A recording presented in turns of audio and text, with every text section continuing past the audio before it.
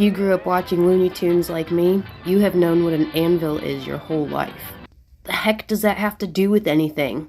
Here's one in a Beatles recording session, and it's what their friend, road manager, and personal assistant Mal Evans played on Maxwell's Silver Hammer. Mal Evans is an OG in the Beatles posse. He heard them in their earliest years at the Cavern during his lunch breaks when he was working at the post office. He's also 6'6", so George suggested he be the door guy at the Cavern, and so he was. Mal was by their side during the height of Beatlemania, setting up their gear, shuffling them through crowds, and witnessed the time the boys met Elvis. He was in all but one of the Beatles movies, transforming from a swimmer to a magician, and by the end of this video, you will know his tragic transformation.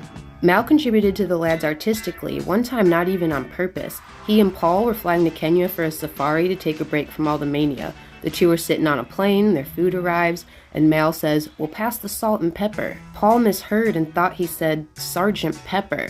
Paul says, "That's great, wait a minute, hold that right there," and the seed was planted. Musically, Mal touched several recordings, adding different gems to songs like Shoveling a Bucket of Gravel for You Know My Name, Trumpet on Helter Skelter, or The Alarm Clock, counting out 24 bars and being the third piano for the ending of Day in the Life.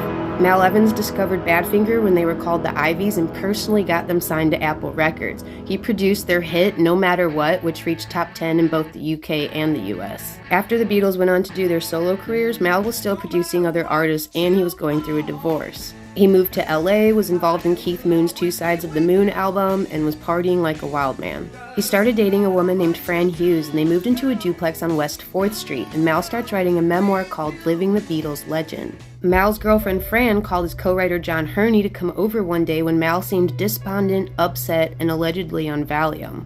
John goes over there and they have an argument that is said to be incoherent. Fran had given Mal an air rifle for Christmas, and Mal starts pointing it at John, and John can't wrestle it away from Mal. In a panic, Fran calls the police and says, "My old man has a gun, has taken Valium, and is totally screwed up." 4 officers arrive at the scene, and 2 go to the upstairs bedroom to confront Mal, where he points the air pew-pew at them. He refused to drop the weapon, and they fired 6 shots, 4 of which unalive him instantly. The memoir Mal wrote was scheduled to be delivered to the publisher in 1 week, but was never released. This is a dark parallel. Mal Evans was 40 years old and killed with 4 bullets. 4 years later, at 40 years old, John Lennon was killed with 4 bullets. I almost didn't mention Mal Evans' disturbing ending because it often overshadows the good part of his story. I suppose you can't change the past, though. Thanks for watching, thanks for following my page. Cheers.